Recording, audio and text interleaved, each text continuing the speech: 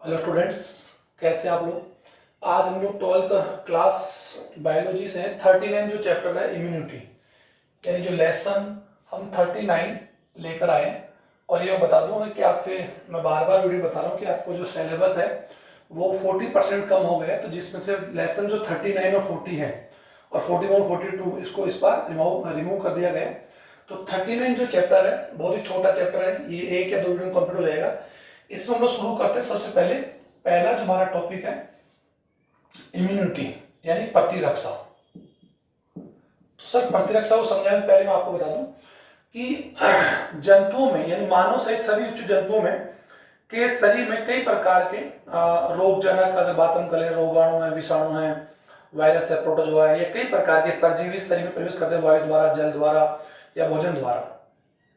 उसके बावजूद भी इन सूक्ष्म जीवों के संक्रमण या विषैले पदार्थों के संक्रमण के बावजूद भी हमारा शरीर जो है, उस शरीर के अंदर एक कैपेसिटी होती है, कैपेबिलिटी होती है कि वह उन बाह्य रोगजनकों को पहचानता है, पहचान कर उनको विभेद करके, उनको आइडेंटिफाई करके उन सूक्ष्म जीवाणुओं को शरीर में नष्ट करके हमारे शरीर को रोग मुक्त रखता है। तो सीधी सी बात है कि हमारे शरीर में इतने सारे रोगजनक जाने के बावजूद भी हम लोग ज्यादातर स्वस्थ बने रहते हैं, लेकिन कभी कभार हम बीमार पड़ते हैं। बीमार पड़ने का कारण यही है कि यदि हमारे शरीर की प्रतिरक्षा, जिसकी हम बात करने जा रहे हैं, प्रतिरक्षा का सीधा सीधा अभिप्राय यहां पर है कि मानव में या मानव सहित सभी उच्च जंतुओं में शरीर में रोगों से लड़ने की क्षमता, यानी शरीर में रोग प्रतिरोधक जो क्षमता है उसी को हम प्रतिरक्षा कहते हैं, जिसकी डेफिनेशन हम ये कह सकते हैं कि मानव की रोगों से लड़ने की क्षमता, अर्थात मानव में शरीर में प्रवेश करने वाले रोगाणु, विषाणु या पैथोजन जो रोगजनक है,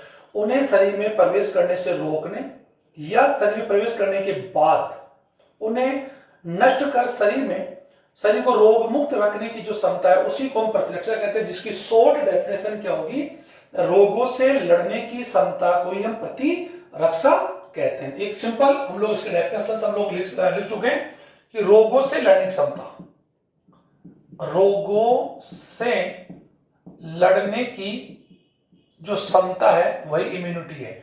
और अभी हमारा देश पूरा पैंडेमिक डिजीज से हम लोग कैसे लड़ रहे हैं, जिसका कोरोना है।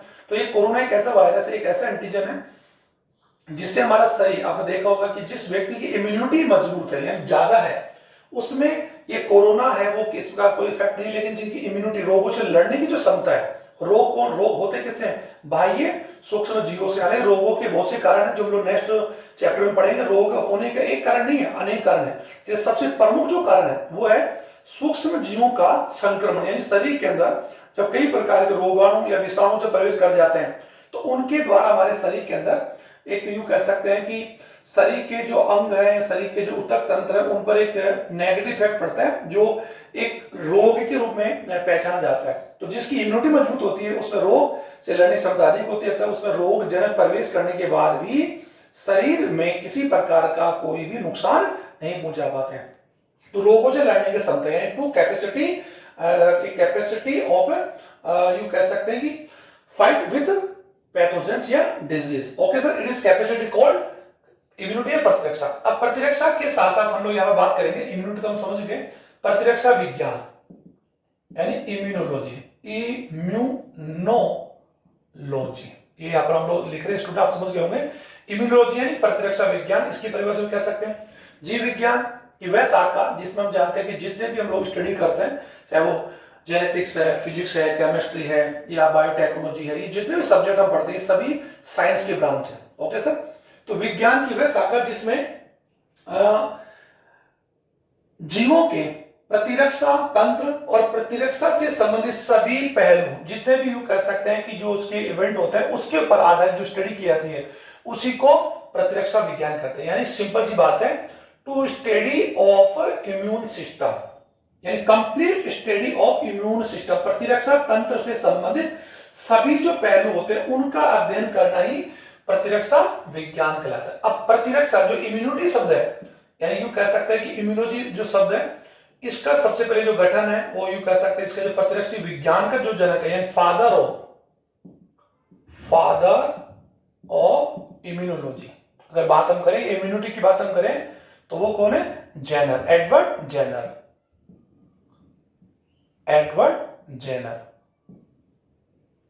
ओके, एडवर्ड जेनर को फादर ऑफ इम्यूनोलॉजी या फादर ऑफ इम्यूनिटी बोलते हैं, क्योंकि इन्होंने इस शब्द का गठन किया। इम्यून शब्द जो है, इम्यूनिटी जो शब्द है, एक लैटिन लैंग्वेज से लिया गया, जिसका अर्थ अगर बात हम करें फ्री ऑफ वर्डन, यानी फ्री ऑफ वर्डन, यानी ध्यान दें, फ्री ऑफ वर्डन का अर्थ है हर प्रकार के तनाव से मुक्त रखना, यानी रोगों से मुक्त रखना, रोग जनकों से मुक्त रखना, हर प्रकार के तनाव से मुक्त, वर्डन यानी तनाव कह सकते हैं या जो भी है, इससे मुक्त रखने ही एक्चुअली को इम्यूनिटी है। ओके, तो आप लोग समझ गए होंगे। ये तो सिंपल डेफिनेशन या सिंपल मैंने आपको इंट्रोडक्शन बताया प्रतिरक्षा। अब सर हमारे शरीर की जो प्रतिरक्षा है, इसको आप ध्यान दें, प्रतिरक्षा जो है वो एक कॉन्सेप्ट में काम करती है, और वो कॉन्सेप्ट है self and non self concept. यानी बहुत सिंपल है, स्वयं और यू कह सकते हैं स्वयं यानी अपने और पराये, संकल्पना। यानी हमारे शरीर का जो प्रतिरक्षी जो तंत्र है, उसको भी मैं आपको बता दूं, इम्यूनिटी अगर समझ में आ गया तो इम्यूनिटी तंत्र यानी इम्यून सिस्टम। सर आप समझ रहे होंगे, क्योंकि अब मैं पूरे वीडियो के अंदर हिंदी ही यूज कर रहा हूं, तो पहले वाले वीडियोस में आप लोगों को प्रॉब्लम आई थी और बार बार आप लोगों ने कमेंट करते थे सर हम लोगों को समझ नहीं आ रहा, तो हम लोग टोटल प्योर हिंदी भी पढ़ रहे हैं। इम्यून सिस्टम मतलब प्रतिरक्षित तंत्र। तो प्रतिरक्षित तंत्र, और मैंने आपको बता दिया कि शरीर का कोई भी सिस्टम जो होगा वो क्या होगा, system is any system made of with several या मेनी ऑर्गन्स। ये ऑर्गन से मिलकर बना होता है। तो कॉमन सी बात यहां पर क्या होगा कि जो इम्यून सिस्टम होगा, प्रतिरक्षित तंत्र क्या है, यानी यूं कह सकते हैं कि जंतु शरीर में या मानव सहित सभी उच्च जंतुओं में प्रतिरक्षी अंग और प्रतिरक्षी ऊतकों और कोशिकाओं से मिलकर बनने वाला वह तंत्र जो शरीर को रोग मुक्त रखता है, या शरीर में प्रवेश करने वाले, अगर हम ये कह सकते हैं ये शरीर है, और इसमें यूं कहिए जितने भी फॉरेन जो भी शरीर के बाहर जो होते हैं, इन्हें हमारे भाषा में फॉरेन बॉडी बोलते हैं। ये तो आप समझ रहे होंगे, फॉरेन बॉडी या बाह्य पदार्थ। और ये बाह्य पदार्थ क्या हो सकते हैं, सूक्ष्म जीव हो सकते हैं, यानी हर वो चीज जो शरीर से बाहर होती है उसे हम फॉरेन बॉडी बोलते हैं। अगर वो कुछ हो सकती है, एंटीजेंस हो सकता है, एंटीबॉडी हो सकता है, विषैले हो सकते हैं, सूक्ष्म जीव हो सकता है, उनका कोई टॉक्सिन हो सकता है, या कोई विषैला पदार्थ हो सकता है, जो मेडिसिन जो लेते हैं वो सब चीजें एंटीबॉडी है, फॉरेन बॉडी है। या फिर किसी व्यक्ति के बॉडी में अगर हम लोग कोई ब्लड का जो, या फिर हम लोग किसी ऑर्गन का ट्रांसप्लांट करते हैं, तो ये मैंने बताया था कि ट्रांसप्लांट में क्या होता है कि जब किसी रिसेप्टर जो होता है या एक्सेप्टर जो होता है उसकी बॉडी में जब किसी ऑर्गन को हम लोग जब ट्रांसप्लांट करवाते हैं, तो उस व्यक्ति का बॉडी जो है उसको उस ऑर्गन को बाह्य मानता है, फॉरेन मानता है, प्राय मानता है, और उसको एक्सेप्ट नहीं करता। इसके लिए हम लोगों को कई मेडिसिन का यूज करना पड़ता है। तो वही मैं आपको ये बता रहा हूं। पहले इसको समझाने से पहले मैं ये समझा दूं कि इम्यून सिस्टम क्या है। यानी सिंपल सी बात है, प्रतिरक्षी अंगों और प्रतिरक्षी ऊतकों और कोशिकाओं से मिलकर बनने वाला वह तंत्र जो शरीर में रोग को या शरीर में रोग प्रतिरोधक क्षमता यानी प्रतिरक्षा उत्पन्न करता है। और प्रतिरक्षा के तहत क्या होता है कि शरीर में किसी बाह्य रोग जनक को प्रवेश करने से रोकना, पहला काम तो बैरियर, यानी कह सकते हैं सबसे पहला तो इंपॉर्टेंस है कि barrier of any foreign body, यानी किसी बाह्य रोग जनक को शरीर प्रवेश करने से रोकना। इसके लिए हमारे बॉडी के अंदर कई प्रकार की कह सकते हैं कि पंक्तियां होती है, यानी सुरक्षा जो पंक्ति कह सकते हैं, या फिर जैसे किसी वीआईपी की बात हम कर सकते हैं, तो कोई बड़ा वीआईपी हमारे प्राइम मिनिस्टर की बात हम करें तो उनकी जो सिक्योरिटी होती है, तो सिक्योरिटी के लिए कई लाइंस के अंदर सिक्योरिटी होती है, यानी 3 लेयर होती है, किसी 5 लेयर होती है, 10 लेयर। लेयर का अर्थ होता है कि उनके यू कैसे वहां जो जिस स्थान पर वो है उनसे लेकर कई किलोमीटर दूरी तक उनकी अलग अलग सुरक्षा एजेंसियां उनकी क्या सिक्योरिटी करती हैं, वो हमारी बॉडी के अंदर है। तो बाह्य रोगजनों को प्रवेश करने से रोकना, या अगर कोई रोगजनक प्रवेश में सफल हो जाता है किसी भी कारण से, ओके सर, तो उस बाह्य रोगजनक को पहचानना और अपने कोशिका और ऊतकों से उस बाह्य को पहचानना, वही कॉन्सेप्ट यहां पर है, उसे पहचानना, उसको आइडेंटिफाई करके प्रतिरक्षी तंत्र जिसकी बात हम कर रहे हैं वो एंटीबॉडी बनाएगा। एंटीबॉडी बनाकर उस बाह्य रोगजनक एंटीजन को एंटीबॉडी पहचानेगी, और ये कोई एंटीजन है, और ये एंटीबॉडी उस एंटीजन को पहचान कर उस एंटीजन से क्रिया करके उस एंटीजन को खत्म करके शरीर को रोग मुक्त रखने का जो कार्य करते हैं, वो तमाम कार्य इम्यून सिस्टम के कहलाते हैं। यानी परिभाषा बहुत लंबी हो जाएगी, तो इसकी परिभाषा आप शॉर्ट में लिख लेंगे, मैं नोट्स भी भेज दूंगा, लेकिन सबसे बहुत ही सिंपल ये कह सकते हैं, प्रतिरक्षी अंगों, प्रतिरक्षी ऊतकों और प्रतिरक्षी कोशिकाओं से मिलकर बनने वाला वह तंत्र जो जंतु शरीर में या मानव शरीर सभी जंतु शरीर के अंदर रोगों से लड़ने की क्षमता अर्थात प्रतिरक्षा प्रोड्यूस या उत्पन्न करता है, इम्यून सिस्टम कहलाता है। तो ये डेफिनेशन आप इसको कैरी कर लेंगे। अब हमारा जो कॉन्सेप्ट हम लोग पढ़ रहे हैं, कॉन्सेप्ट ऑफ, इसको यू भी कह सकते हैं concept of self and non self भी कह सकते हैं, या सेल्फ और नॉन सेल्फ कॉन्सेप्ट अपने प्राय सिद्धांत है। तो हमारे हर व्यक्ति के शरीर की जो प्रतिरक्षा तंत्र है, इम्यून सिस्टम है, प्रतिरक्षा है, वो सिर्फ अपने प्राय सिद्धांत पर काम करती है। अर्थात कि हर व्यक्ति के शरीर की जो प्रतिरक्षा होती है उसमें अपने इन हर व्यक्ति के शरीर की जो प्रतिरक्षा इम्यूनिटी सिस्टम होती है, इम्यूनिटी होती है, उसमें अपनी कोशिकाओं में, अपने अंगों में, अपने ऊतकों में और बाह्य पदार्थों में अंतर करने का गुण पाया जाता है। यानी हर व्यक्ति के शरीर का प्रतिरक्षी बाह्य अंगों, बाह्य ऊतकों, बाह्य पदार्थों, बाह्य एंटीजन, कोई भी जो फॉरेन बॉडी होती है, यानी जो भी फॉरेन बॉडी होती है उस फॉरेन बॉडी में और अपनी स्वयं की कोशिकाओं में अंतर या डिफरेंशिएशन करने का एक यूं कह सकते हैं कि गुण पाया जाता है। ये आप ध्यान दें, इसी गुण को हम बोलते हैं अपना प्राय, यानी इसका सीधा मतलब है कि शरीर में जब कोई बाह्य एंटीजन प्रवेश करता है, सर ये एंटीजन में इसलिए लो, एंटीजन यहाँ पर कोई हो सकता है, कोई रोगजनक हो सकता है, कोई विषाणु हो सकता है, कोई विषैला पदार्थ हो सकता है, कोई पोल्यूटेड पदार्थ हो सकता है, परागण पोलन ग्रेन हो सकते हैं, कोई भी XYZ, कोई स्मेल हो सकती है, ये सारे एंटीजन, मेडिसिन सब एंटीजन है। तो जब कोई एंटीजन, और ये सूक्ष्म जीव भी हो सकता है, बैक्टीरिया भी हो सकता है, तो जब कोई एंटीजन शरीर में प्रवेश करता है, ओके, तो शरीर का प्रतिरक्षी तंत्र, शरीर का प्रतिरक्षी इम्यून जो सिस्टम होगा वो क्या होगा, एक्टिव होगा। ये ध्यान दें, एक्टिव होगा, कॉमन सी बात है। और एक्टिव होकर, कॉमन सी बात है, एक्टिव होने के बाद में वो एंटीबॉडी प्रोड्यूस करेगा। एक शॉर्ट पास में बता रहा हूं आपको। और ये एंटीबॉडी जो बनती है, ये एंटीबॉडी कह सकते हैं कि हमारे शरीर के अंदर वैसे प्रतिरक्षी तंत्र की मेन जो कोशिका होती है उनमें आपने सुना होगा WBC होती है, ओके। और WBC भी यू कई प्रकार की, जिनमें एक प्रकार आपने सुना होगा न्यूट्रोफिल्स है, बेसोफिल्स है, मोनोसाइट्स है और लिम्फोसाइट्स। तो लिम्फोसाइट में प्रकार है बी लिम्फोसाइट और टी लिम्फोसाइट। अभी इतना नहीं बताओ, इतना है नहीं हमारे, फिर भी बी लिम्फोसाइट और टी लिम्फोसाइट ये जो होती है ये एक्टिव होती है, और एक्टिव होकर बी लिम्फोसाइट एंटीबॉडी बनाती है और टी लिम्फोसाइट डायरेक्टली एंटीजन को पहचान कर उसे किल करती, किलर। ये ध्यान देंगे। तो एंटीबॉडी प्रोड्यूस होकर वो एंटीबॉडी, जो एंटीबॉडी होगा, ये एंटीबॉडी इस बाह्य एंटीजन को पहचान जाती है। और इस एंटीबॉडी में, या फिर मैं कहूंगा हमारे शरीर की इम्यूनिटी सिस्टम के सभी अंगों, कोशिकाओं में बाहर से प्रवेश करने वाली संरचना को पहचानने का गुण होता है, विभेद करने का गुण होता है। तो बाहर से प्रवेश करने वाले एंटीजन को, ये एंटीबॉडी जो अंदर शरीर के अंदर जो अंदर बने, ओके, ये एंटीजन बनेंगे और ये बॉडी और ये एंटीजन को पहचान कर, यानी डिफरेंटिस करके, उससे क्रिया करके एंटीजन एंटीबॉडी प्रोसेस के द्वारा, और इनका जो एंटीजन एंटीबॉडी का जो यू कह सकते हैं कि जो कॉम्प्लेक्स बनता है या प्रोसेस होता है, वो सब ताला कुंजी सिद्धांत से समझाया जा सकता है, जो कभी बाद में देख लेंगे। तो एंटीबॉडी एंटीजन को पहचान कर, रिकॉग्नाइज करके, किसमें से, अपनी कोशिकाओं से, अपनी कोशिकाओं तकों में से उस बाहरी को पहचाना है। जैसे हमारे देश की सिक्योरिटी एजेंसी की बात हम कर सकते हैं, CRPF है, BSF है, या एनर्जी कमांडो है, या कई इंटेलिजेंस है।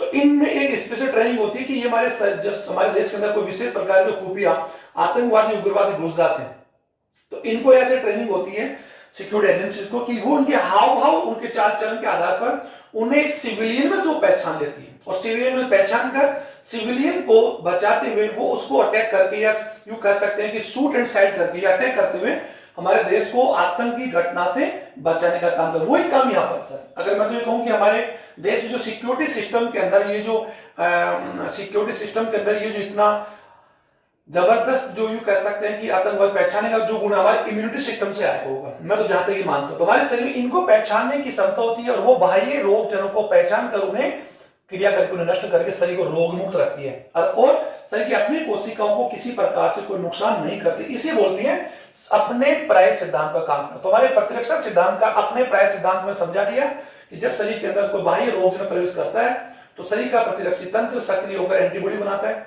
या प्रतिरक्षी तंत्र सक्रिय होता है और सक्रिय होकर वो बाह्य रोग जनों को पहचानता है। पहचान मतलब अपनी कोशिकाओं में से, ओके। तो अपनी कोशिकाओं की, हमारे शरीर में कई प्रकार की कोशिकाएं, अगर बात हम करें हमारे शरीर में, मानव शरीर की अगर बात 260 प्रकार की कोशिकाएं होती है, तो उन कोशिकाओं में से उसको पहचानना, उसे क्रिया करना, उसको डैशबोर्ड करके शरीर को रोग में रखने का जो पूरा गुण है, इम्यूनिटी सिस्टम करता है जो इस सिद्धांत को कार्य करता है। ओके, तो मैं इसको ज्यादा लंबा नहीं पढ़ाऊंगा। एक छोटा सा और बोलना चाहूंगा कि स्व प्रतिरक्षा के हाथों हाथ हम पढ़ लेते हैं। स्व प्रतिरक्षा ऑटोलॉजी भी हम लोग पढ़ लें, सेल्फ ऑटोलॉजी, इसको समझे।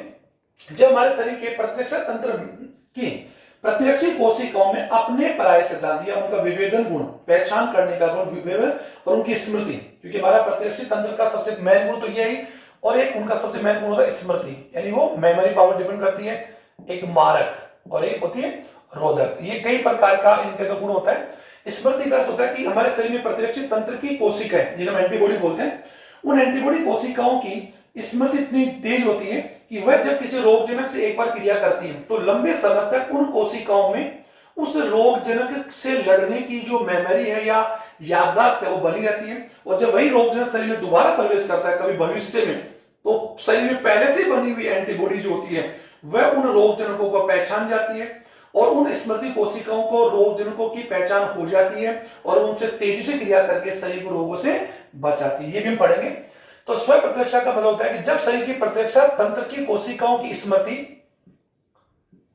और बाह्य कोशिकाएं, विभेदन बाह्य कोशिकाओं की प्रतिरक्षी कोशिकाओं की स्मृति और विभेद करने की क्षमता में जब कमी आ जाती है, यानी जब शरीर में प्रवेश करने वाली बाहरी कोशिकाओं को शरीर की प्रतिरक्षी कोशिकाएं नहीं पहचान पाती, यानी उसमें अपने पराय में अंतर करने का गुण में और उनकी स्मृति मेमोरी में जब कमी आ जाती है, तो शरीर की प्रतिरक्षी कोशिकाएं कभी कभी शरीर की अपने कोशिकाओं को, अपनी सेल्स को ही डिस्ट्रॉय करके वो अपनी शरीर की कोशिकाओं को ही क्या मानने लगती है, एंटीजन मानकर उनसे क्रिया करके उन्हें नष्ट करने लगती है। ऐसी स्थिति को स्व प्रतिरक्षा कहते हैं। स्व प्रतिरक्षा कहते हैं। ऑर्थराइटिस, रूमेटॉइड आर्थराइटिस की बात हम करें, या फिर थायराइड का हासीमीटर होगा, हासीमीटर जो डी सुना होगा, इसमें क्या होता है कि शरीर, मैंने बता दी कि शरीर के जो बाह्य एंटीजेंस के एवज में अगर शरीर की प्रतिरक्षा तंत्र की कोशिकाओं की ये स्मृति और विभेदन करने का जो गुण होता है अपने पराय में,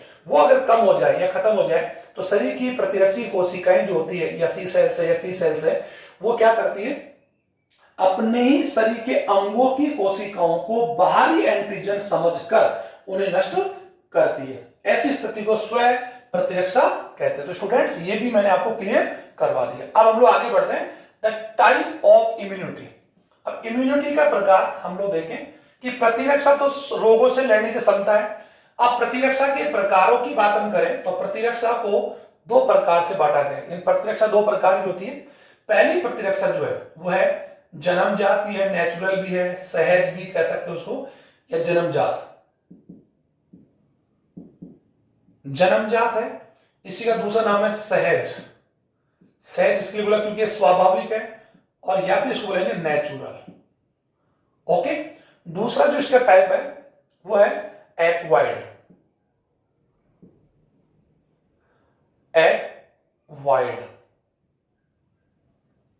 एक्वायर्ड इम्यूनिटी या फिर उपार्जित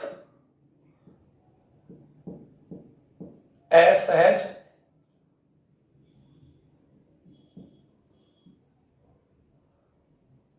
विशिष्ट, और इसका दूसरा नाम है अविशिष्ट। अभी मैं सभी का मीन आपको समझाऊंगा, ऐसी बात नहीं। ये लो सर, ये सी के डिफरेंस की बात हम लोग कर लेंगे। तो जन्मजात और एक्वायर्ड, इस टॉपिक में हम लोग इनको क्लियर करेंगे। हालांकि मैं इसके प्रकार बता दूं, फिर उसको हम लोग आगे डिफाइन करेंगे। जन्मजात प्रतिरक्षा, डेफिनेशन सुन लें। वह प्रतिरक्षा, क्योंकि प्रतिरक्षा आप जान चुके हैं, रोगों से लड़ने की क्षमता प्रतिरक्षा कहते हैं। तो जब आप परिभाषा जान चुके हैं तो यहां परिभाषा में इसी प्रकार लिखेंगे कि वह प्रतिरक्षा या मानव की वह प्रतिरक्षा जो व्यक्ति में जन्म से होती है, यानी प्राकृतिक तरीके से जन्म से ही होती है। Right sir. और जन्म से वह प्रतिरक्षा शरीर में प्रवेश करने वाले रोग जनकों को, सभी रोग जनकों को, यानी किसी एक विशेष को नहीं, अविशेष का अर्थ हो गया कि वह प्रतिरक्षा जो हमारे शरीर में जन्म से ही होती है, और वो कई प्रकार की हो सकते हैं, हम लोग डिफरेंट कर लेंगे कि ये कैपेसिटी एक दिन के न्यूबॉर्न जो बेबी होती है उससे लेकर 100 साल तक जो व्यक्ति होता है, लाइफ स्टैंड जब तक वो जन्म जीवित रहता है तब तक उसकी बॉडी में होती है। ये अलग बात है कि उसकी क्षमता में यूं कैसे कमी हो सकती है, ये अलग बात है। लेकिन ये प्रतिरक्षा किसी एक विशेष रोग जनक या किसी बाह्य एक जनक प्रतिजन के प्रति नहीं होती है, सभी के प्रति होती है। लाइक वो बैक्टीरिया हो सकता है, और बैक्टीरिया कई प्रकार के हो सकते हैं, वो हैजा भी है, टाइफाइड भी है, निमोनिया भी है। उसी में वायरस की डिजीज की बात हम करें, वो HIV भी हो सकता है, यानी अलग अलग डिजीज। अगर बात हम फंगल डिजीज की बात हम करें, प्रोटोजोन्स की बात हम करें, ये हर प्रकार के रोग जनकों के प्रति होती है, तो वो अविशिष्ट होती है, किसी एक के विषय नहीं होती है, और ये नेचुरल होती है। और स्वाभाविक अर्थ होता है कि इसका जो कार्य करने का जो प्रक्रिया है वो एक सहज होता है। जैसे कॉमन सी बात है कि किसी व्यक्ति को हम लोग बार बार इरिटेट करेंगे तो उस व्यक्ति को डेफिनेटली गुस्सा आना सहज स्वभाव होगा। वही बात यहाँ पर है कि शरीर में जब कोई रोग जन प्रवेश करता है तो शरीर की जो प्रतिरक्षा है, यानी सहज प्रतिरक्षा है, वो प्रतिरक्षा एक्टिव होगी। एक्टिव होकर वो एंटीबॉडी बनाएगी।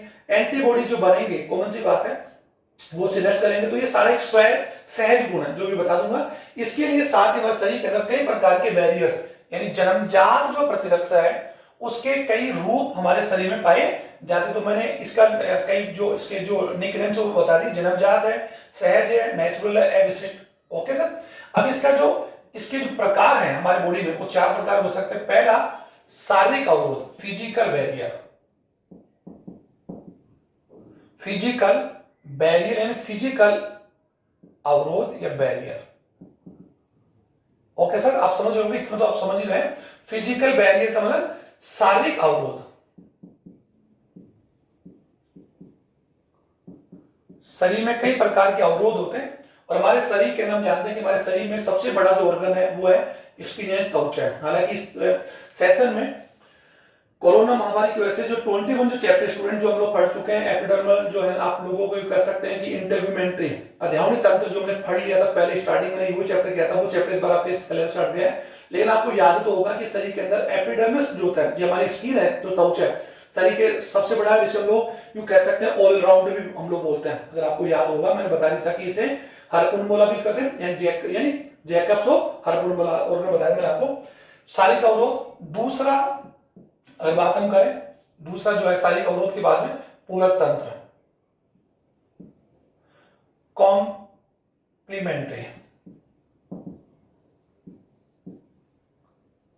कॉम्प्लीमेंट्री सिस्टम यानी पूरक तंत्र। पूरक तंत्र का अर्थ है विशेष प्रकार प्रोटीनों से मिलकर बनने वाला एक समूह होता है जो हमारी बॉडी में अलग अलग प्रकार के हो सकते हैं, एंजाइम हो सकते हैं, हार्मोन्स हो सकते हैं, एंटीबॉडी हो सकते हैं, अलग अलग फॉर्म में पाए जाते हैं, और ये किसी रोग जनों को पहचान नष्ट करने कार्य करते हैं। अभी हम देखेंगे। थर्ड वन हो सकता है बक्षाणु, यानी कैसा सेलुलर भी कह सकते हैं, सेलुलर या फैगोसाइटिक, फैगोसाइटोसिस। ओके, बक्षाणु प्रवृत्ति, इसके रूप में हमारी बॉडी में कौन होती है, WBC है, मोनोसाइट्स अभी बता दें। फोर्थ जो प्रकार है वो हो सकता है साइटोकाइन या इन्फ्लामेंटरी,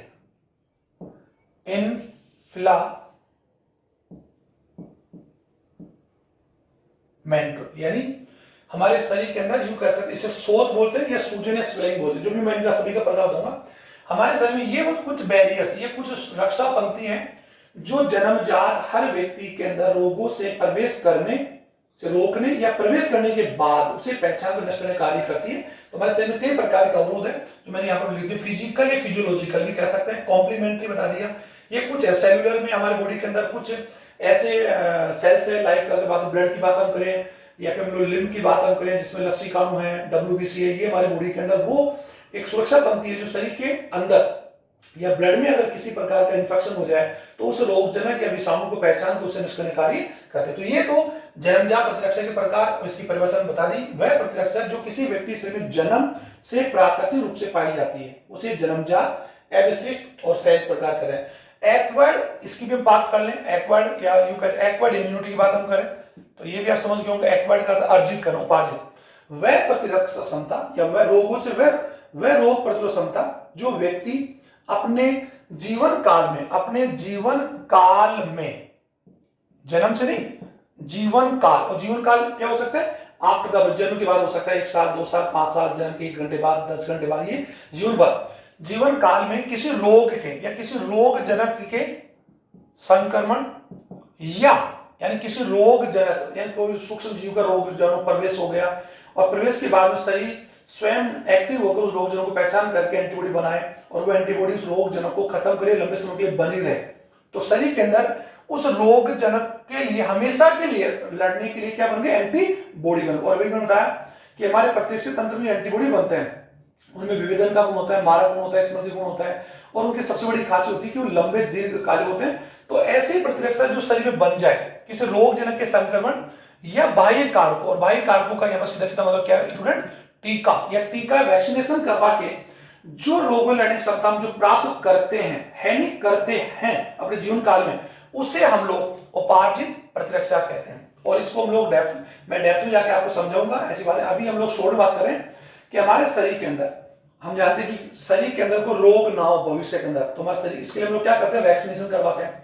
तो टीका एक वो वैक्सीनेशन है, अगर बात हम करें, जो व्यक्ति के जीवन काल के बाद में लगाया जाता है, अगर बात हम करें। और अगर आप मेरे से पूछें कि किसी व्यक्ति के जीवन का पहला टीका अगर कोई है, तो उसका जो मदर का फीडिंग है, उसका जो मिल्क है, माँ का जो दूध है, कोलेस्ट्रॉल बोलते हैं, वो पहला यूं कह सकते हैं टीका वैक्सीन। उसके बाद में जो टीके हम लगवाते हैं, चाहे वो चेचक का हो गया, पोलियो का हो गया, रेबीज का हो गया, या डेंगू है, मलेरिया है, हेजा आदि का जो वैक्सीन हम करवाते हैं, क्यों लगाते हैं, ताकि उस व्यक्ति के जीवन काल में कभी वह रोग दोबारा ना हो। और वैक्सीनेशन क्या होता है हम बता देंगे, क्योंकि अभी पूरा देश पूरा विश्व वैक्सीनेशन के बारे में बात कर रहा है। और आप जानते होंगे कि वैक्सीन, अभी हम लोग कोरोना का वैक्सीन की बात हम कर रहे हैं। और वैक्सीन होता क्या है, किसी रोग जनक के यूं कह सकते हैं, रोग जनक जो होता है, जो रोग पैदा करता है, उसी का मृत या दुर्बल या किल्ड रूप का, या फिर उसका प्रोटीन बॉडी, या उसका सेल का कोई भाग, या उसका न्यूक्लिक एसिड, या उसके टॉक्सिन, किसी भाग से हम जो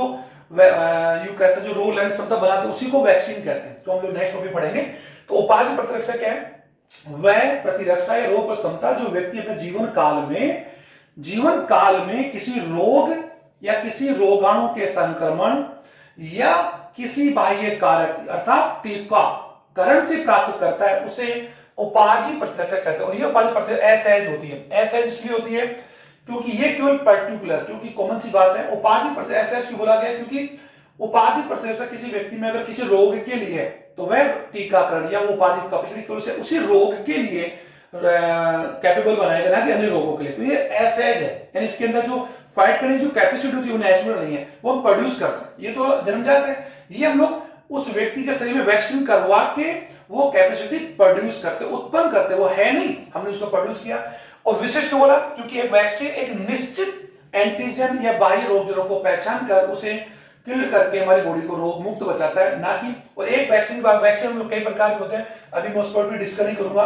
वर्तमान से प्राप्त पीढ़ी के, सेकेंडरी जनरेशन के, थर्ड जनरेशन के, पुनः रिकॉम्बिनेंट वैक्सीनेशन भी है, या बैक्टीरियल वैक्सीनेशन भी, वायरल वैक्सीनेशन भी, ये कई प्रकार के वैक्सीन होते हैं। अगर बात हम करें नई पीढ़ी के भी अगर बात हम करें, तो ऐसे में वैक्सीनेशन की बात करें, उपार्जित प्रतिरक्षा की परिभाषा मैंने बता दी कि वह प्रतिरक्षा जो व्यक्ति अपने जीवन काल में रोगों के संक्रमण या वैक्सीनेशन से प्राप्त करें, उपार्जित प्रतिरक्षा कहलाता है। इसके दो प्रकार होते हैं, एक्टिव यानी सक्रिय, और दूसरी है पेसिव। ओके, एक्टिव और पेसिव। इनएक्टिव भी कह सकते हैं आप लोग, अक्रिय, सॉरी निष्क्रिय। ये हम लोग नेक्स्ट वीडियो में हम लोग क्लियर करेंगे, अभी इसमें ज्यादा टाइम नहीं लेंगे। तो मैंने यहां पर प्रतिरक्षा प्रकार बताए। अब प्रतिरक्षा के जो चारों प्रकार, जन्मजात प्रतिरक्षा के जो 4 प्रकार आप देख रहे हैं, ये मैं एक एक करके आपको जल्दी जल्दी समझाता हूं ताकि आप इसको कंप्लीट कर लेंगे। तो सर पहला हमारा आता है फिजिकल बैरियर। तो मैं बता दूं मानव के बारे में पढ़ना है, तो मानव शरीर के अंदर, शरीर के चारों तरफ या शरीर में बाहर से अंदर की तरफ कई प्रकार के ऐसे बैरियर्स होते हैं, अवरोध होते हैं, जो शरीर में बाह्य रोग जनकों को या बाह्य जो रोगाणु विषाणु आदि को प्रवेश करने से रोग का शरीर के आंतरिक अंगों या शरीर को रोगों से लड़ने के लिए तैयार करते हैं, उन्हें फिजिकल बैरियर कहते हैं। और ये फिजिकल बैरियर कई प्रकार हो सकते हैं। पहला फिजिकल बैरियर जो है वो है त्वचा। आप ध्यान दें, पहला पॉइंट चल रहा है त्वचा, इसका पहला पॉइंट हमें चल रहा है, इसको मैं 1 ले लेता हूं। ओके, और ये 4 प्रकार की मैंने बता दी, जिसका पहला लिया, इसके अंदर पहला हमने त्वचा, स्किन। दूसरा अभी मैं बात करूं, दूसरे नंबर की बात हम करूं, mucus membrane. Mucus membrane, okay, और ये आपका पॉइंट हो चुका। और 4th वन की बात हम करें वो है फिजियोलॉजिकल बैरियर्स या फिजियोलॉजिकल सेक्रेशन, या मैं हिंदी लिख रहा हूं, शारीरिक स्राव, physiological secretion. Okay sir, secretion समझ गया होगा आप लोग। त्वचा, अब आप देख एक एक करके, त्वचा हम जानते हैं मानव शरीर का सबसे बड़ा अंग, अगर बात हम करें इसे हम लोग स्किन बोलते हैं, और शरीर का पूरे शरीर स्किन होती है, और त्वचा के दो स्तर होते हैं, ये जनरल बात है। त्वचा हमारे शरीर का एक अभेद्य एक आवरण है और पहले सूचक पंक्ति है, और त्वचा में दो स्तर होते हैं जो आप लोगों को मैंने पढ़ा दिया था, एपिडर्मिस, इतना हालांकि इतनी आवश्यकता नहीं है लेकिन फिर भी एपिडर्मिस है, और आंतरिक जो लेयर है या स्तर वो है डर्मिस। ओके सर, तो एपिडर्मिस जो होते हैं, एपिडर्मिस में 5 स्तर होते हैं, और इस 5 स्तरों की बात हम करें, सबसे आंतरिक जो लेयर है वो मेलपी की, सबसे आउटर जो लेयर है वो क्रिएटिन लेयर, ध्यान दोगे, क्रिएटिन है किल लेयर, क्रिएटिन ये हमारे एपिडर्मिस का सबसे आउटर जो लेयर होता है क्रिएटिन है, ध्यान दें। और इसमें क्रिएटिन लेयर के अंदर अगर बात हम करें, क्रिएटिन लेयर की जो कोशिकाएं होती है, उससे कोशिकाओं के जीवद्रव्य में विशेष प्रकार का प्रोटीन होता है, वो प्रोटीन एक्चुअली को ना क्रिएटिन, और क्रिएटिन एक्चुअली हमारे शरीर का शुद्ध प्रोटीन है, और एक मृत क्रिएटिन है, क्रिएटिन प्रोटीन, ध्यान देना। और ये प्रोटीन, ये क्रिएटिन की वजह से कोई भी बैक्टीरिया या रोगजनक हमारे त्वचा को भेद नहीं पाता, क्योंकि क्रिएटिन प्रोटीन मृत है, इसकी वजह से कोई भी बाह्य रोगजनक शरीर में प्रवेश नहीं कर सकता, क्योंकि क्रिएटिन प्रोटीन की वजह से ये गुण पाया जाता है। तो त्वचा का पहला, साथ ही बता दें एपिडर्मिस के नीचे जो डर्मिस है, उसके अंदर, उसी डर्मिस की बात हम करें, डर्मिस के अंदर रक्त वाहिनियां, तंत्रिका सब पाई जाती है, और उसी में जो रोम होते हैं, उन रोमों की जड़ें होती है, रोमों की जड़ों के पास है कई प्रकार ग्रंथि पाई जाती है, जिनमें से आपने सुना होगा ऑयल ग्लैंड्स का नाम सुना होगा। त्वचा के अंदर कौन कौन ग्रंथि, तेल ग्रंथि पाई जाती है, स्वेट ग्लैंड्स, अगर आपने सुना, स्वेट ग्लैंड यानी पसीने ग्रंथि पाई जाती है, और साथ ही कर सकते हैं कि वहां पर बाल की जड़, इन्हीं जड़ों के बाद त्वचा की जो मोम जो ग्रंथि पाई जाती है वो विशेष प्रकार की का स्राव करती है, उसका नाम तो सीबम, यानी सुना होगा सीबम का स्राव करती है। और सीबम का स्राव करने की वजह से, सीबम एक्चुअल में एक तेली पदार्थ है जिसका स्राव त्वचा की तेल ग्रंथियां, वसा ग्रंथियां करती है, और स्वेट ग्लैंड आप जानते हैं पसीना ग्लैंड है, और ये जो तेल ग्रंथियों द्वारा स्राव जो तेल है वो त्वचा नम रहा होता है, और साथ ही त्वचा का जो पीएच है वो अप्रोक्स बात है 2 से 3, या यूं कर सकते, ज्यादा भी हो सकता है 5 पीएच तक, 3 से 5 पीएच रखता है। इतने कम पीएच पर कोई रोगजनक रोगाणु या विषाणु त्वचा में प्रवेश नहीं कर सकता, यानी परख नहीं सकता। साथ ही सीबम के अंदर कई प्रकार के अम्ल होते हैं, जिनमें एक है लैक्टिक अम्ल है, और एक भी कर सकते हैं फैटी एसिड्स है, वसी अम्ल है। ये अम्ल एक्चुअल रोग जनकों को, यानी रोग ये प्रोड्यूस करते हैं और रोग जनकों को नष्ट करने का कार्य करते हैं। इस प्रकार से त्वचा में ये जो एक आवरण है वो किसी रोग जनों को प्रवेश करने से रोकता है। हाँ, यदि अगर हमारे किसी स्थान त्वचा में अगर किसी प्रकार का कोई कट लग जाए, वाउंड हो जाए, तो ये एपिडर्मिस या जो डर्मिस जो लेयर्स है वो उस रोग जन को प्रवेश करने नहीं हो सकते, और रोगी या रोग से संक्रमण हो जाए। जैसे बात हम करें कि जंतु काट, रेबीज की बात सुना होगा आप लोगों ने, या मलेरिया है, डेंगू, चिकनगुनिया, ये सब मच्छर के काटने, क्योंकि मच्छर के डंक्स होते हैं, इंसेक्टा, ये हमारे इसको यूं कह सकते हैं कि मच्छर जब सही वाले ब्लड रुधिर तो ये क्या करते हैं, अपने जो मुखांग होते हैं उन मुखांगों के साइड लेब्रम लेबियम के द्वारा ये हमारे त्वचा को भेज देते हैं, और इनके अगर मुखांग में या लार में अगर कोई रोगजनक है तो सीधा हमारे बॉडी के ब्लड तक उसको इंजेक्ट कर देते हैं, तब हमारे त्वचा वाला बैरियर काम नहीं आता। लेकिन फिर भी हम बात करें, त्वचा एक अभेद्य बैरियर है। ओके सर, तो त्वचा के बारे में आप लिख लिया। अब सेकंड नंबर की बात हम करें, त्वचा के साथ हमारे शरीर के कुछ ऐसे तंत्र हैं जिनमें त्वचा से गिरे हुए ही हमारे शरीर के सभी, लेकिन कुछ ऐसे तंत्र है, श्वसन तंत्र की बात हम करें जिसका आउटर ऑर्गन हम जानते हैं नेजल है, इसके अलावा पाचन तंत्र की बात हम करें माउथ है, और एनएस की बात हम करें, और सेक्स ऑर्गन जनन तंत्र मूत्र, एक बात जिसे मूत्र जनन तंत्र बोलते हैं। इन 3 तंत्रों में ये ध्यान दें, श्वसन तंत्र यानी रेस्पिरेटरी सिस्टम, श्वसन तंत्र, पाचन एलिमेंट्री कैनाल या डाइजेस्ट सिस्टम, और एक है मूत्र जनन। ओके सर, मूत्र जनन इसलिए बोला क्योंकि नर में मूत्र जनन मार्ग एक ही होता है। ओके, अब बात हम करते हैं, ये जो तीनों तंत्र है, इन तीनों तंत्र के अंदर के ऑर्गन्स होते हैं, यानी ये तीनों तंत्र के जो अंग होते हैं, इनके अंदर उपकला होता है, और उपकला में सेलेस्मा का आवरण होता है। और ये सेलेस्मा क्या करती है, इन मार्गों से, क्योंकि ये हमारे बॉडी के आउटर मार्ग है, अगर बात हम नेजल की बात करें, माउथ की बात करें, एनएस की बात करें, सेक्स ऑर्गन्स वेजाइना की बात करें, पेनिस ग्लैंड्स की बात करें, तो ये ऐसे मार्ग हैं जो ओपन होते हैं, और इनसे कहीं कोई बैक्टीरिया या कोई वायु के कोण में कोई बैक्टीरिया अंदर जा सकता है। तो सेलेस्मा का आवरण होने का मेन कारण ये है कि सेलेस्मा का निर्माण लगातार होता रहता है, और सेलेस्मा स्तर सेलेस्मा का स्राव करती है। और वो सेलेस्मा क्या करती है, अगर मैं कॉमन सी बात बता दूं कि ये अगर हमारा पाचन तंत्र है तो ये सेलेस्मा लेयर है, पढ़ा होगा आप लोगों ने, बताया था मैंने आपको आते। तो अगर कोई रोगजनक बैक्टीरिया यहां से जाता है, वायरस जाता है, तो ये सेलेस्मा के जो कण होते हैं ये इन्हें यहीं पर फंसाकर इनको नष्ट कर देते हैं, और साथ ही सेलेस्मा का नवीनीकरण रेगुलर होता रहता है, ताकि नई सेलेस्मा पुराने सेलेस्मा को शरीर से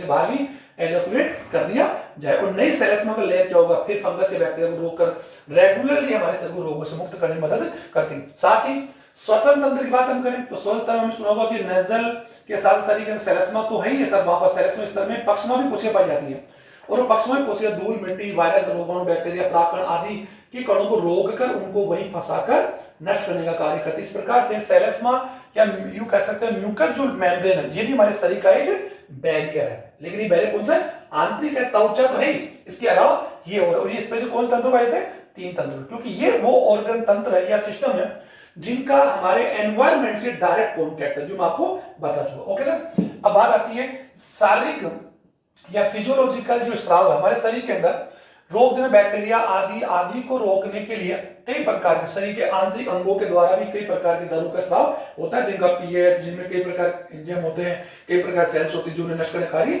करती है। ओके, तो ये भी बैरियर काम करते हैं और ये भी नेचुरल होते हैं। शारीरिक स्राव की बात अगर मैं करूं तो सबसे पहले मैं बात करता हूं हमारे कान में अगर बात हम करें, कान में सिरुमिन ग्रंथि है जो सिरुमिन का स्राव करती है। सिरुमिन अपने आप में एक सीरम जैसा पदार्थ है, ये किसी भी धूल, मिट्टी, रोगाणु आदि को रोककर हमारे कानों से बैक्टीरिया को, परवेज, वायरस को रोकथाम कार्य करता है। उसी प्रकार कान की बात अगर बात हम करें, आंखों के द्वारा हम जानते हैं टीयर्स जो आंसू होते हैं, उन आंसुओं का जो पीएच होता है वो भी कम होता है। ओके, और साथ ही आंसू के अंदर लाइसोसोम बैक्टीरिया होते हैं जो आंख से प्रवेश करने वाले बैक्टीरिया, वायरस, पैथोजेंस को प्रवेश करने से रोकते हैं। तो ये भी हमारे शरीर के फिजिकल बैरियर्स हो गए। साथ इसी प्रकार की अगर बात मैं करूं हमारे शरीर ह्यूमन बॉडी की बात हम करें तो वेजाइना की बात हम करें, वेजाइना के द्वारा भी एक सारे द्रव का स्राव होता है। ओके, साथ ही नर की बात हम करें तो नर के द्वारा एक, जिसे हम लोग यूं कह सकते हैं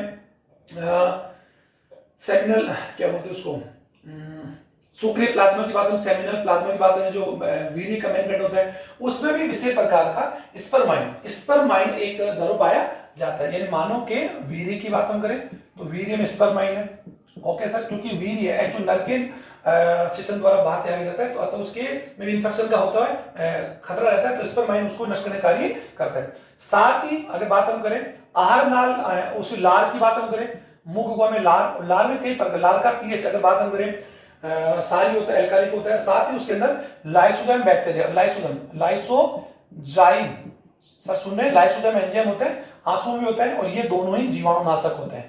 तो ये भी एक प्रकार से शरीर की एक बैरियर है, यूं कह सकते हैं सुरक्षा पंक्ति, यानी क्यू बैरियर, यानी यूं कह सकते हैं अगर बात हम सिक्योरिटी क्यू है सर। ओके, लाल के साथ अगर बात हम करें हमारे जठर की बात करें, आहार की बात हम करें तो शरीर में जो भोजन और भोजन के साथ या पानी के साथ, दूध के साथ कई प्रकार के बैक्टीरिया या रोग जनको के जाने का सबसे बड़ा खतरा अगर है तो भोजन के साथ। ओके, तो भोजन लार का स्राव मुख द्वारा होता है, और साथ ही अगर जो भोजन लार मुख से आमाशय घुसता है तो आमाशय में किसका स्राव होता है, जठर रस। ओके सर, गैस्ट्रोफ्लूइड में क्या होता है, एसिड होता है, और ये एसिड रोगाणु, जीवाणु आदि को नष्ट करने में सक्षम होता है। तो ये कई प्रकार के यूं कह सकते हैं। उसी प्रकार से बॉडी के अंदर जो स्वेट, पसीना निकलता है, पसीना भी एक्चुअली बैक्टीरिया आदि को खत्म करने का कार्य करता है। तो ये कई प्रकार के द्रव हैं जो शारीरिक स्राव है, जो शरीर में रोगजनकों को नष्ट करने का कार्य करते हैं। तो ये तीनों एक्चुअली में बीच में बताया त्वचा, म्यूकस और शारीरिक, ये सब अपने आप में क्वेश्चन है।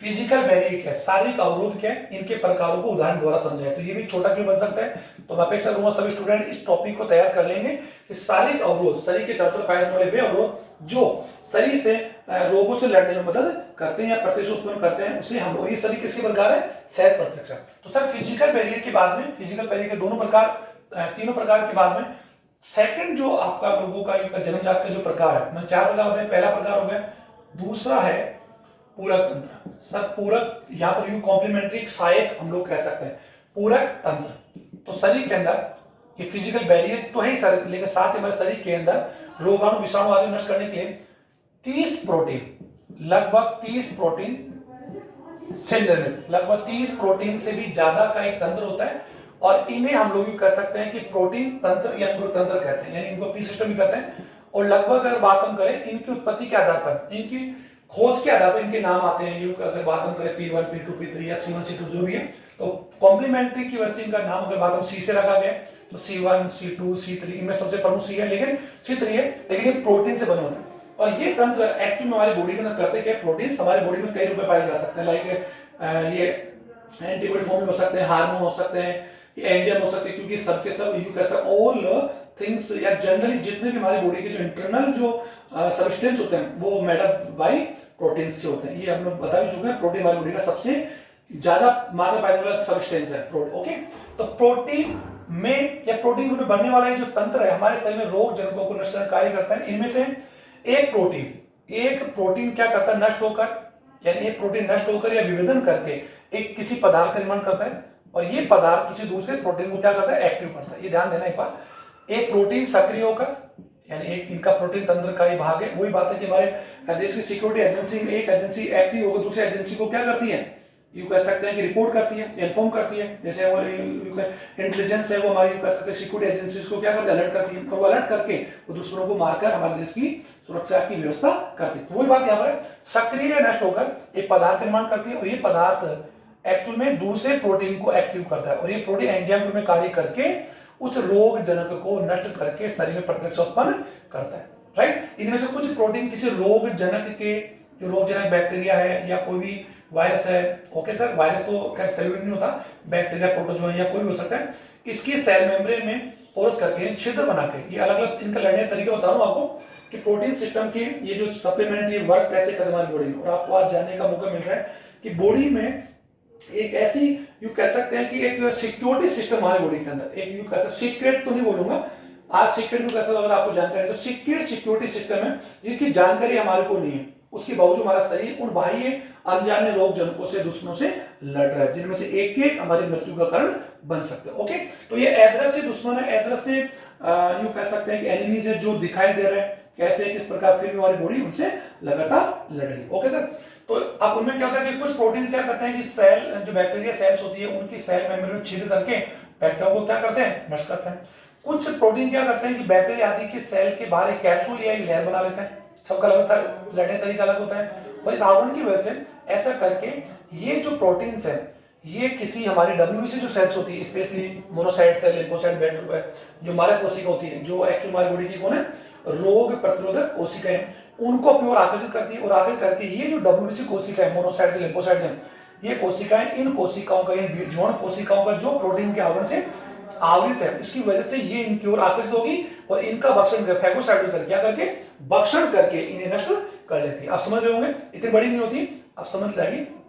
ये छोटी सेल से ये प्रोटीन आवरण बन गया, इनको अटैक करेगी, ये फैगोसाइट सेल्स इनको क्या कर लेगी, भक्षण करके इन्हें नष्ट कर देगी। तो ये प्रोटीन का एक सिस्टम है जो हमारी बॉडी के अंदर बाह्य रोग जनकों से लड़ने में मदद कर रहा है। ओके, अब पूरक तंत्र के बाद में फिर हमारा तीसरा जो जन्मजात प्रतिरक्षा का प्रतिकार है वो है सर, हम बोलते सेलुलर भी कह सकते हैं, सेलुलर या फैगोसाइटोसिस, अभी मैंने बता दिया था, फैगोसाइटोसिस।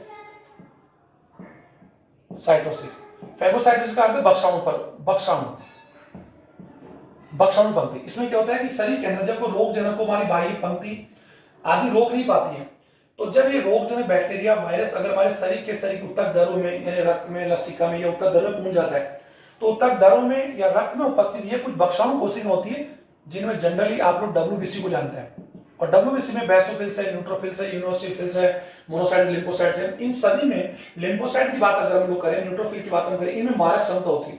तो ये कोशिकाएं क्या करती है, शरीर के अंदर प्रवेश करने वाले या उत्तक दरों में, रक्त में, या फिर हमारे शरीर के अंदर जो तरल माध्यम है, लाइक लसिका है, जो उत्तक दर में रक्त है, इनमें जब कोई बैक्टीरिया पहुंच जाता है, ओके सर, तो इन रोगजनक बैक्टीरियाओं को ये कोशिकाएं क्या करती है, भक्षण करके, यानी साइटोसिस, मैंने बता दिया था, एंडोसाइटोसिस, कोशिका भक्षण करके, यानी इन बाह्य रोग जनकों को ये भक्षण करके इनका क्या कर लेगी, ये भक्षण कर चुकी है, और ये भक्षण हम लोग पढ़ चुके हैं, क्लास पढ़ा हुआ था आप लोगों ने, भक्षण करके एंडोसाइटो क्रिया द्वारा इनके लाइसोसोम इनको नष्ट करके शरीर को रोग मुक्त रखते हैं। ओके सर, इनमें से कुछ कोशिकाएं जो होती है वो बड़ी आकार की होती है। अगर बात हम करें मोनोसाइट की बात हम करें, मोनोसाइट, और मोनोसाइट का एक प्रकार है मैक्रोफेज, मोनोसाइट का एक प्रकार है मैक्रो, वृक्क भक्षण, मैक्रोफेज। मैक्रोफेज क्या करती है, उत्तकों के बाहर यानी ये ऊतकों के अंदर, ये ऊतकों के बाहर किसी रोगजनक को पहचान कर उन्हें नष्ट करने का कार्य करते हैं। तो ये सभी के सभी सेलुलर या फेगोसाइटोसिस या फेगोसाइटिक इन बक्षणु प्रकार की रक्षा पंक्ति है जो रोगजनकों को किसी ऊतक द्रव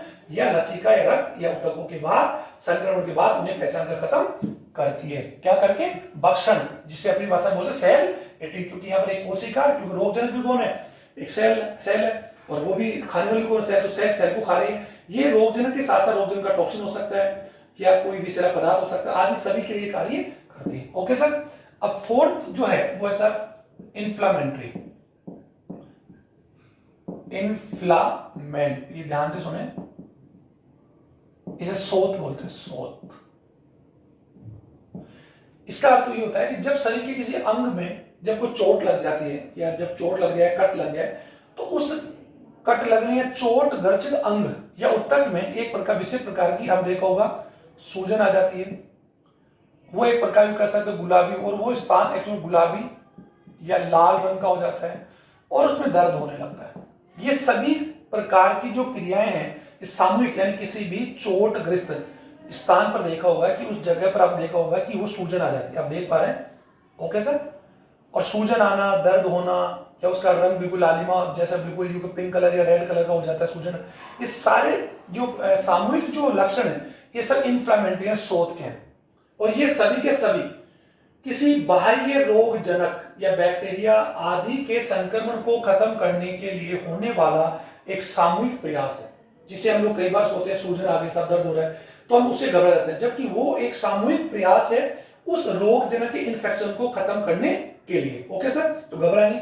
सूजन आने साथ साथ बुखार भी आ जाती है, देखा होगा, और वो स्थान गर्म होने लगता है। तो ये सभी सामूहिक जो चरण है वो इन्फ्लामेटरी कहलाते हैं।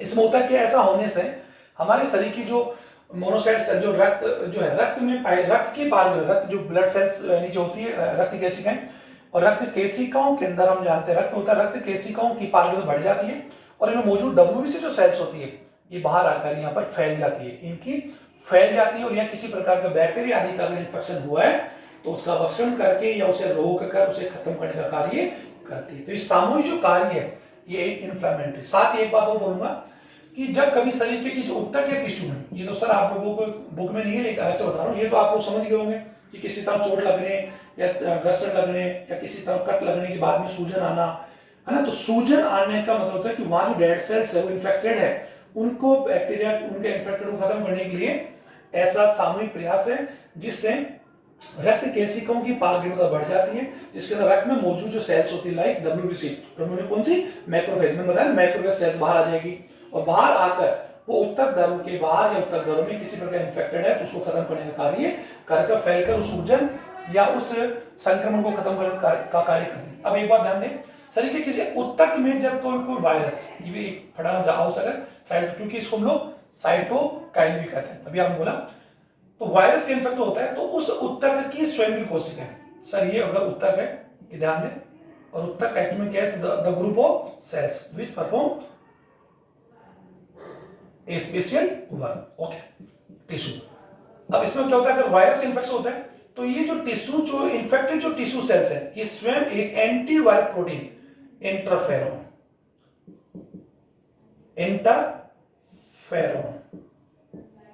का सेवन करके, इंटरफेरोन, और इंटरफेरोन और कोई नहीं है सर, एंटी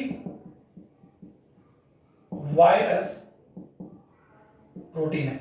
इंटरफेरोन का स्राव करती है यानी सीक्रेशन करती है, interferon secreted by the affected tissue cells, और इंटरफेरोन उस वायरस को नष्ट करके एक्चुअल में प्रतिरक्षा उत्पन्न करता है। तो ये भी जो ऊतक तंत्र जो इंटरफेरोन जो मैंने बताया, ये भी अपने आप में आप किसी में इन्फ्लेमेटरी में लिख सकते हैं, और साइटोकाइन। तो ये सब चार जो बैरियर्स मैंने बताया, ये चारों जन्मजात या सहज या नेचुरल या विशिष्ट, यानी किसमें अविशिष्ट जो प्रतिरक्षा, जन्मजात प्रतिरक्षा है, उसकी चार प्रकार की बैरियर्स हैं। तो स्टूडेंट्स, ये सभी प्रकार की बैरियर जो मैंने बताया, ये अपने आप में एक छोटा क्वेश्चन भी बन सकता है, बड़ा क्वेश्चन भी आ सकता है, छोटा भी आ सकता है। इसको आप तैयार करें और क्वेश्चनों के बेस पर आप अपने नोट्स तैयार करेंगे। Thank you.